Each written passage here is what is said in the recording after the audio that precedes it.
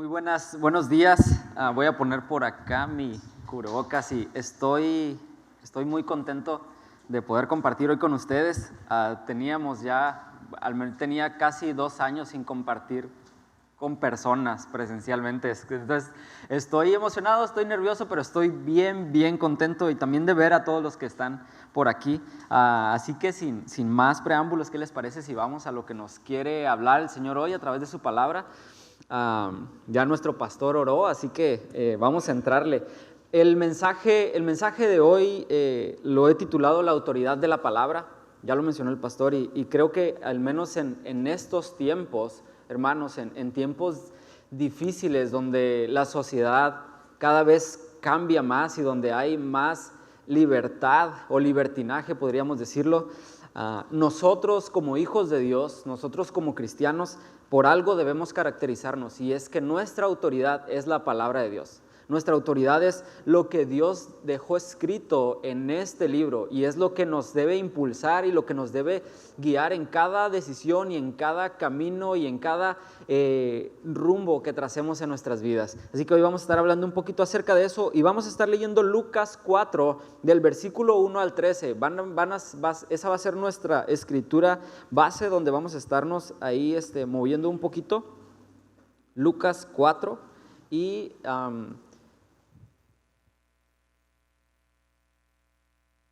Y vamos a leer, dice el versículo 1 de Lucas 4. Jesús, lleno del Espíritu Santo, volvió del Jordán y fue llevado por el Espíritu al desierto. Allí estuvo 40 días y fue tentado por el diablo. No comió nada durante esos días, pasados los cuales tuvo hambre. Si eres hijo de Dios, le propuso el diablo, dile a esta piedra que se convierta en pan. Jesús respondió, escrito está, no solo de pan vive el hombre. Entonces el diablo le llevó a un lugar alto y le mostró en un instante todos los reinos del mundo. Sobre estos reinos y todo su esplendor le dijo, te daré la autoridad, porque a mí me ha sido entregada y puedo dársela a quien yo quiera. Así que si me adoras, todo será tuyo. Jesús le contestó, escrito está, adora al Señor tu Dios y sírvele solamente a Él. El diablo lo llevó luego a Jerusalén e hizo que se pusiera de pie en la parte más alta del templo y le dijo, si eres hijo de Dios, tírate de aquí, pues escrito está, ordenará que sus ángeles te cuiden, te sostendrán en sus manos para que no tropieces con piedra alguna. También está escrito, no pongas a prueba al Señor tu Dios, le replicó Jesús. Así que el diablo, habiendo agotado todo recurso de tentación, lo dejó hasta otra oportunidad. Híjole, estos versículos nos enseñan tanto, hay tanto que podemos aprender de ello. Y vamos a irlos analizando uno por uno, espero que nos alcance el tiempo para ver de estos 13 versículos, pero vamos a entrar con el primero. Dice que Jesús, lleno del Espíritu Santo, volvió del Jordán y fue llevado por el Espíritu al desierto. Pero aquí surge una pregunta. Jesús dice que venía lleno del Espíritu del Jordán. Volvió del Jordán, no el Espíritu del Jordán. Venía del Jordán lleno del Espíritu. ¿Qué fue lo que sucedió en el Jordán? ¿Qué fue lo que sucedió en el río Jordán? Que permitió que Jesús viniera lleno del Espíritu. Vamos a verlo, está en Lucas 3, versículo 21 y 22. Dice el versículo 21 y 22.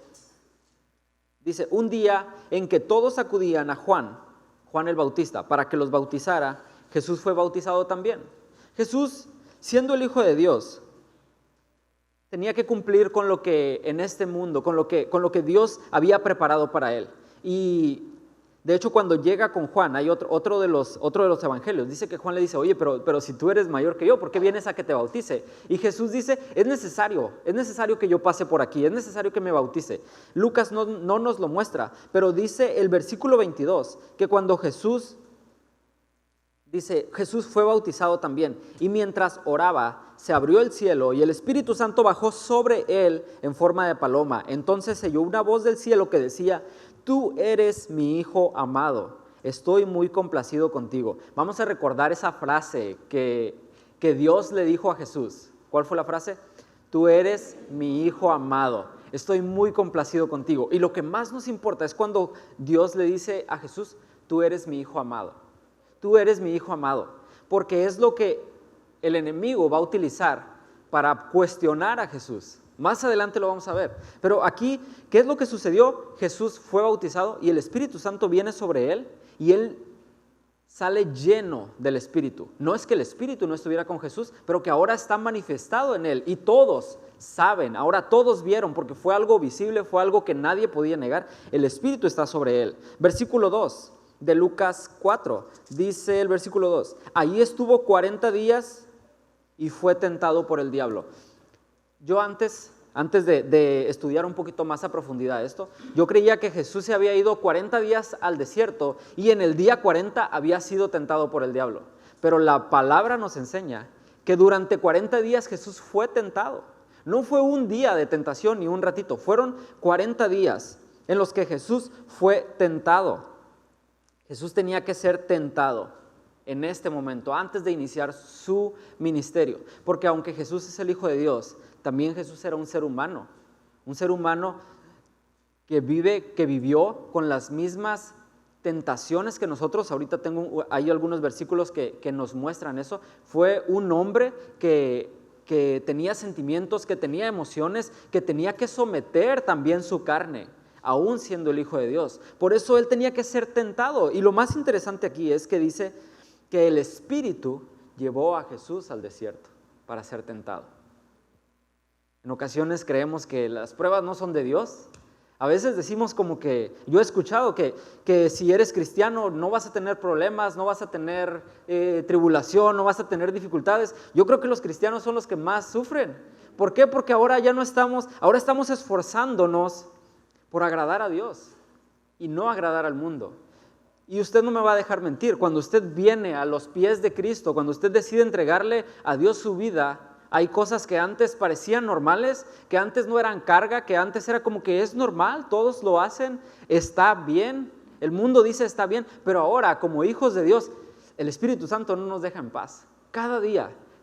Y si usted está tratando de vivir una vida que agrada al Señor, cada día el Espíritu Santo está ahí picándole a uno, hey mijo, eso también, eso que crees que está bien. A mí personalmente el proceso, la manera que el Señor obra conmigo es que yo trato de ser una persona de convicciones firmes y lo que alguien me diga a mí no, yo trato de que no me mueva. Yo tengo mis convicciones basadas en la palabra. Entonces si alguien me dice algo, yo voy a la Biblia, si ahí dice, entonces lo acepto y cambio. Pero hay ocasiones en que yo estoy tranquilo con ciertas cosas, ciertas áreas en mi vida que no son pecado. Pero luego de repente empiezo a sentir cosquillitas, así como que el Espíritu Santo empieza a picarle a uno las costillas y yo, ya no me siento tan cómodo con eso que no es pecado, pero que tampoco agrada a Dios. Como de repente inició la pandemia, 2, 3, 4 horas en Netflix, bien a gusto. No es pecado, Señor, estamos viendo cosas que edifican. No hay nada que edifique en Netflix, pero ahí está uno viendo a gusto y no es, estaba con mi esposa pasando, no era pretexto ni excusa, pero mi motivación es, estoy pasando tiempo de calidad con mi esposa. Y yo así, no, pues está bien, pero fueron pasando los días y empecé a sentir esa cosquillita del Espíritu Santo. Puedes pasar tiempo de calidad con tu esposa sin ver Netflix. Ay, Señor, pero no es pecado. ¿Por qué me quitas eso? ¿Por qué me quitas eso? Y empieza Dios a obrar. Entonces, si a usted alguna vez alguien le dijo que viniera a Cristo para que se acabaran sus problemas, le mintió. Gracias a Dios que usted vino a Cristo, pero le mintieron. Entonces, en Cristo hay pruebas, hay dificultades, hay tentaciones. La tentación no viene de Dios. Dios no nos tienta. Dios nos prueba. La tentación viene de dos formas. Viene del enemigo, viene del diablo, pero la mayor parte del tiempo la tentación viene de nuestra propia concupiscencia y de nuestra propia carne. Somos nosotros mismos los que damos pie a esa tentación. Pero en este momento el Espíritu llevó a Jesús al desierto para ser tentados. De hecho, Santiago 1, versículo 12 al 14 dice: dichoso el que resiste la tentación, porque al salir aprobado recibirá la corona de la vida que Dios ha prometido a quienes lo aman. Versículo 13, que nadie al ser tentado diga, es Dios quien me tienta, porque Dios no puede ser tentado por el mal, ni tampoco Él tienta a nadie. Todo lo contrario, cada uno es tentado cuando sus propios malos deseos lo arrastran y seduce. Esa es la manera en que somos tentados. Entonces, ¿de qué manera fue Jesús tentado? Porque puede sonar interesante, o al menos a mí me suena muy interesante que Jesús fue tentado. Siendo el Hijo de Dios, ¿cómo fue tentado? Jesús fue bautizado. Jesús sale de las aguas, viene el Espíritu Santo sobre él. Hay una manifestación muy bonita, pública, de lo que el Espíritu Santo está haciendo. No solamente eso, Dios dice, tú eres mi Hijo amado. Una voz, imagínese usted estar en un lugar y de repente se escucha una voz y es innegable que es la voz de Dios y dice, tú eres mi Hijo amado, en ti estoy muy complacido. Jesús debía, después de identificarse con pecadores en el bautismo, porque el bautismo era un bautismo de arrepentimiento, era lo que Juan el Bautista estaba haciendo, arrepiéntanse, bautícense y arrepiéntanse, porque el Mesías viene, porque el reino de los cielos se ha llegado, es lo que decía Juan el Bautista. Pero Jesús, después de identificarse con nosotros, con el mundo, con todo ser humano como pecador, se fue al desierto, fue llevado al desierto para ser identificado con nosotros en la tentación. Jesús no solamente fue identificado con nosotros en el bautismo como pecador, con los pecadores, Él no es pecador, pero nosotros con los pecadores, sino que también tenía que identificarse con nosotros en la tentación. Tenía que estar ahí. Hebreos 4:15 dice, porque no tenemos un sumo sacerdote que no pueda compadecerse de nuestras debilidades, sino uno que fue tentado en todo, según nuestra semejanza, pero sin pecado. Jesús tenía que ser llevado al desierto para que se cumpliera, o más bien para que después de un tiempo el escritor de Hebreos nos pudiera decir, tenemos un sumo sacerdote, tenemos a Cristo que también fue tentado y que Él puede identificarse con nosotros, o más bien nosotros identificarnos con Él. Dice, uno que fue tentado en todo, según nuestra semejanza, igual que nosotros. La misma tentación que usted tiene, la misma tentación que tú, joven, experimentas, la experimentó Jesús. ¿De qué manera? ¿Esto qué nos habla? Que nosotros podemos acercarnos a Él confiadamente, sabiendo que Él sufrió las mismas tentaciones que nosotros, y no solamente eso, sino que Él ahora intercede ante el Padre por nosotros, y Él nos puede ayudar en el momento de mayor debilidad, en el momento más difícil, donde usted diga, híjole, no sé si la voy a armar esta vez, no sé si voy a lograr. Jesús está intercediendo por nosotros. Jesús intercede ante el Padre, Él entiende nuestras debilidades, Él vivió en carne propia la tentación, y no la tentación de su propia carne, sino la tentación, Lucas 4 nos dice que el diablo estuvo ahí tentándolo, no fue un demonillo por ahí, no fue exactamente el príncipe de este mundo, el príncipe de las tinieblas tentando a Jesús, el Hijo de Dios. Imagínese eso, ¿se lo puede imaginar usted? Jesús, vamos a ver ahorita qué fue lo que sucedió en ese momento. Pasados los 40 días, Jesús tuvo hambre, pero durante 40 días fue tentado. Pero tuvo hambre. Yo paso mediodía y ya estoy muriendo de hambre cuando ayuno, ¿verdad? Pero después de eso, Jesús tenía que debilitar su cuerpo. Nosotros, hermanos, cuando más estemos siendo tentados, es donde más debiéramos ayunar, es donde más debiéramos orar. Y parece que es al contrario. Cuando estamos siendo tentados, nos sentimos alejados de Dios y dejamos nuestras disciplinas espirituales de lado. Cuando es ese momento donde si hoy usted está pasando por tentación, ayune, ore, interceda, pídale a Dios que Él obre en su vida. Porque mientras más débil es nuestra carne, más se fortalece el espíritu. Y es la manera en que nosotros podemos soportar tentación. Vamos a ver la primera tentación de Jesús. Versículo 3. El diablo le dijo, si eres hijo de Dios, dile a esta piedra que se convierta en pan. Y Jesús le respondió, escrito está, no solo de pan vive el hombre. ¿Se acuerda qué fue lo que el Padre dijo cuando Jesús salió de bautizarse? Este es mi hijo amado. ¿Y qué es lo que el diablo le está diciendo ahora a Jesús? Si eres hijo de Dios, siempre que Dios afirma algo en nuestras vidas, el tentador viene a cuestionarlo. Cada vez que Dios nos permite dar un paso, el enemigo viene a cuestionar si realmente somos lo que Dios dice que somos. Satanás viene a cuestionar la credibilidad de la palabra y nuestra confianza en ella. Dios había dicho, este es mi Hijo amado, se lo había dicho a Jesús. ¿Cuántos de nosotros podemos decir, yo sé que Dios ha hablado esto a mi vida y nos hemos apropiado de esa palabra? Hay ciertas escrituras que hablan a nuestro corazón y nos apropiamos de ellas, ¿no? Hay algunos de nosotros que tenemos hasta marcada en la Biblia ahí versículos y los tenemos en la pared y los tenemos por aquí y por allá. ¿Por qué? Porque son palabras que experimentamos de Dios a nuestras vidas. No le extrañe que de repente venga el enemigo y exactamente en esas cosas que más ha afirmado Dios en nuestras vidas, comience a atacarnos, comience a tentarnos. Satanás manipula la palabra de Dios porque la conoce, por eso la manipula. El enemigo usa nuestras debilidades para tentarnos, como lo vimos en Santiago 1:14. ¿Cuál era la tentación? ¿Cuál era la debilidad, de Jesús en este momento?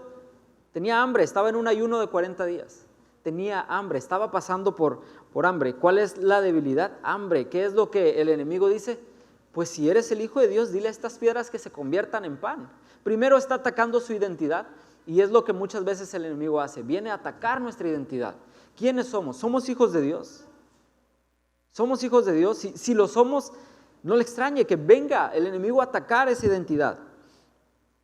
El apetito de la carne prueba la fidelidad del corazón. ¿Qué es esto? Jesús estaba pasando en este momento por hambre, pero por muchas más días de tentación que había estado viviendo. Pero en este momento Jesús no le responde al diablo, no le dice, diablo mentiroso, vete de aquí. No le dice eso, no le dice te reprendo, no le dice nada, le recuerda la palabra. Le recuerda la palabra. Es lo único que Jesús hace. Deuteronomio 8, versículo 2 al 3, es la cita que Jesús utiliza. Porque Jesús no se inventó en ese momento, voy a inventar un nuevo versículo que va a decir, no solo de pan vivirá el hombre. Jesús recuerda la palabra, conoce la palabra y es lo que utiliza. Si el enemigo viene utilizando en contra la palabra, tergiversando, cambiando todo, viene y le dice, pues si eres hijo de Dios, Jesús dice, espérate. Deuteronomio 8, 2 y 3 dice, recuerda, Deuteronomio 8, 2 al 3 dice, recuerda, es Dios hablándole al pueblo de Israel, recuerda que durante 40 años el Señor tu Dios te llevó por todo el camino del desierto, y te humilló y te puso a prueba para conocer lo que había en tu corazón y ver si cumplirías o no sus mandamientos. Y ahí podemos encontrar un propósito de las pruebas en nuestras vidas. El Señor te puso a prueba para conocer lo que había en tu corazón. Yo creo que la gran mayoría de los que estamos aquí, por no decir todos, durante este último año estuvimos en pruebas, estuvimos en dificultades. ¿Y sabe qué es lo que quería el Señor sacar de todo esto?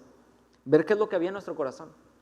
Y gloria a Dios que muchos pudimos ver lo que había en nuestro corazón y entregárselo al Señor y ser transformados.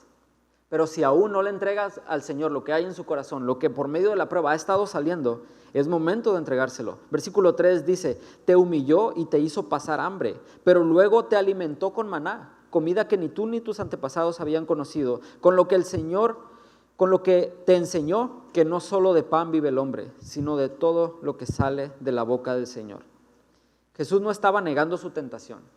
Jesús no estaba negando su debilidad en este momento. No estaba diciendo, no, tengo hambre, diablo mentiroso. No, Jesús tenía hambre. Jesús estaba pasando por esto, pero Jesús estaba recordándose a sí mismo y a Satanás que su comida era obedecer y confiar en Dios. El alimento principal de Jesús era obedecer a Dios. Eso era. De hecho, Jesús lo volvió a repetir después en Juan 4:34, donde dijo, mi alimento es hacer la voluntad del que me envió y terminar su obra. ¿Qué sacamos? ¿Qué podemos sacar de todo esto? Que lo único que en temporadas de dificultad, en medio de pruebas y tentaciones, lo único que realmente nos va a fortalecer es la palabra de Dios. Es recordar la palabra de Dios. No es buscar soluciones, no es buscar nuevas revelaciones, no es tratar de escarbar por aquí, por allá. Hay muchas cosas que hacemos cuando estamos en medio de pruebas y dificultades, pero lo que realmente y lo que yo veo en la palabra, Jesús mismo lo hizo. Si Jesús, siendo el Hijo de Dios, utilizó la palabra para poder contrarrestar los ataques del enemigo, ¿por qué nosotros no habríamos de hacerlo? De hecho, en Efesios, del versículo 6 al versículo 18, Efesios 6, del capítulo 10 al 18, el apóstol Pablo está escribiendo acerca de la armadura de Dios. Y son unos versos muy, muy conocidos y todos hemos escuchado esos versos, ¿no? Y en el versículo 14, si no me equivoco, sí, dice el versículo 14, manténganse firmes, ceñidos con el cinturón de la verdad, protegidos por la coraza de justicia, calzados con la disposición de proclamar el evangelio de la paz. Además de todo esto, tomen el escudo de la fe, con el cual pueden apagar todas las flechas encendidas del maligno. Tomen el casco de la salvación y la espada del Espíritu, que es la palabra de Dios. La armadura tiene diferentes partes, tiene diferentes armas, porque es una armadura, ¿no? Pero la única arma ofensiva, ¿cuál es la que menciona aquí? Es la espada. Es la espada. ¿Y cuál es la espada? La palabra de Dios. La única arma que nosotros tenemos para poder derribar argumentos, para poder derribar fortalezas, para poder plantarnos en el día malo, como lo menciona Santiago, para poder sostenernos en pie en cualquier tribulación, es la palabra de Dios. Es la palabra de Dios y la autoridad que la palabra de Dios tiene. Jesús cuando hablaba, cuando le decía al diablo que lo estaba tentando, Jesús utilizaba la autoridad de la palabra. Esa es la autoridad a la cual nosotros debemos someter nuestras vidas, a la autoridad de la palabra. Segunda tentación de Jesús. Vamos a leer. Dice el versículo 5. Entonces el diablo lo llevó a un lugar alto y le mostró todos los reinos del mundo. Sobre estos reinos y todo su esplendor le dijo, te daré toda la autoridad. Te daré la autoridad porque a mí me ha sido entregada y puedo dársela a quien yo quiera. Así que si me adoras, todo será tuyo. Fíjese bien nada más. Jesús es el Hijo de Dios. Vino a este mundo a morir por nosotros, a hacer el sacrificio perfecto, el único que podía cumplir con los requisitos, el único cordero limpio y sin pecado era Jesús, era el único. Y Jesús viene a este mundo y no solamente vino a eso, sino que resucitó, regresó al Padre y va a regresar. Jesús viene pronto y va a venir, ¿y sabe usted a qué viene? Jesús viene a reinar. Jesús viene a establecer su reino juntamente con el Padre en este mundo. Jesús va a regresar, va a levantar a su iglesia y va a ser un evento, ni siquiera me lo imagino. Pero a Jesús le fue entregado todo. El Padre le entregó a Jesús los reinos. Hay múltiples escrituras que por tiempo no alcanzaríamos a verlas, sería como un seminario de todo eso. Pero a Jesús el Padre le entregó todo. Y lo que Satanás en este momento le estaba diciendo es, si te postras y me adoras, te voy a dar todos los reinos de la tierra, sin que tengas que pasar por la cruz y sin que tengas que sufrir. El enemigo estaba tentando la autoridad de Dios en su promesa. El enemigo estaba tentando lo que a Jesús ya le había sido entregado. Habría de pasar un tiempo.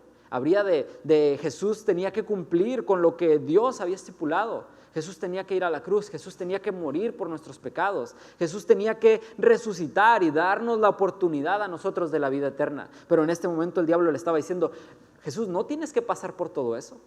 Mira, a mí me fue entregado todo esto, yo te lo doy, no tienes que hacer nada. Es más, Jesús, mira, ahorita nos arreglamos tú y yo. Olvídate del Padre, tú y yo nos arreglamos. Es más, mira, nada más híncate y te voy a dar todo. ¿Y qué es lo que Jesús responde? Escrito está, escrito está. Jesús no le dice, no, pero ¿cómo crees? Déjame orar. No, Jesús no le dice eso. Jesús no le dice, espérate, a ver, vamos a platicar un poquito más. Jesús le dice, escrito está. La autoridad de la palabra.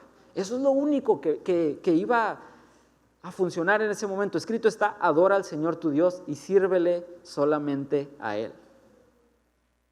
Repito, Jesús vino a reinar sobre este mundo, pero a la manera del Padre, no a la manera del diablo. Dios nos ha prometido tantas cosas, iglesia. Dios tiene cientos de promesas en su palabra para nosotros. Y Dios las va a cumplir. Pero el enemigo se ha encargado de hacernos creer que no tenemos que esperar a que Dios las cumpla, sino que nosotros mismos las podemos alcanzar, que nosotros mismos podemos arrebatarlas, que nosotros mismos podemos decretar las cosas, cuando el único que decreta es Dios por medio de su palabra, cuando el único que arrebata es Jesús, cuando descendió al infierno y arrebató las llaves, y Él nos da libertad y Él nos da la oportunidad de tener una vida eterna con Él. Pero no podemos esperar saltarnos lo que Dios ha estipulado. El diablo le ofrecía un camino fácil a Jesús. El diablo estaba ofreciéndole una imitación del plan de Dios. También te lo voy a entregar. Mira, Jesús, el resultado es el mismo. Pero para Dios tanto importa el proceso como importa el resultado. ¿Por qué cree que Dios nos pone en pruebas? Porque si nosotros le pedimos a Dios paciencia, ¿qué le costaría a Dios hacerle así, darnos paciencia? Él lo puede hacer, pero ¿qué es lo que Dios quiere? Que en el proceso aprendamos lo que es la paciencia, que en el proceso podamos entregar. Cuando nosotros le pedimos al Señor que nos ayude a ser más generosos, el Señor podría, en un abrir y cerrar de ojos, nosotros ya sentir y empezar a dar y ser generosos, pero el Señor quiere que aprendamos lo que es ser generosos, pasarnos por la prueba. El diablo le estaba ofreciendo un atajo a Jesús, pero en el camino de Dios, hermanos, no hay atajos. En el camino de Dios no hay atajos, no hay cosas rápidas, no hay microondas en el camino de Dios. Hay que hacer las palomitas en el sartén. En el camino de Dios así es. Una vez más Jesús tomó la espada, Jesús tomó la palabra y le asestó un golpe, otro. El segundo round, pum. La tercera es la vencida. Vamos a ver la tercera. Dice, tercera, versículo 9 al 12. Versículo 9 dice, el diablo lo llevó luego a Jerusalén e hizo que se pusiera de pie en la parte más alta del templo y le dijo, si eres hijo de Dios, tírate de aquí. Ahora el diablo estaba utilizando todas sus artimañas en este. En la primera nada más le dijo, si eres hijo de Dios. En la segunda le dijo, te voy a ayudar a que no tengas que pasar por todo esto. Pero ahora en la tercera tentación, primero cuestiona su identidad, pero ahora el diablo aprendió algo ahí. ¿Qué fue lo que aprendió? Escrito está. Ahora el diablo le está recordando la palabra a Jesús. Ahora el diablo viene y le dice, a ver, si eres hijo de Dios, tírate, porque escrito está. O sea, tú me estás diciendo que está escrito, aquí está, yo te lo voy a decir. Escrito está, ordenará que sus ángeles te cuiden, te sostendrán en sus manos para que no tropieces con piedra alguna. Y Jesús le responde, también está escrito. Híjole, eso está bien emocionante, porque también está escrito, no pongas a prueba al Señor tu Dios. Así que el diablo, habiendo agotado todo recurso de tentación, lo dejó hasta otra oportunidad. ¿Qué nos enseña esta tercera tentación? El diablo estaba cuestionando la autoridad de la soberanía de Dios. La autoridad de la soberanía de Dios. Ahora Satanás también le está diciendo, escrito está. ¿Sabe por qué el diablo estaba diciendo escrito está? Porque el enemigo conoce la palabra de Dios y tristemente la conoce más que muchos de nosotros. Y la conoce de tal manera que la puede agarrar y la puede tergiversar y puede venir y plantarla delante de nosotros y nosotros tomarla como si fuera cierta, como si fuera verdadera. El mero uso de las palabras de la Biblia no necesariamente transmite la voluntad de Dios. Y en este tiempo más que nunca, iglesia, debemos estar alertas de cada enseñanza, de cada palabra, de cada predicación que escuchamos. Aún aquí en la iglesia, aún lo que yo estoy diciendo, usted tiene que estar muy alerta y tener su Biblia y usted tomarla y ver si realmente lo que yo estoy diciendo es lo que Dios dice en su palabra. No solamente en una idea, sino en todo el contexto de la palabra. La Biblia no son 66 libros, es un libro que tiene 66 partes y cada una de ellas se enlaza una con la otra y cada una de ellas tiene referencias dentro de la misma Biblia.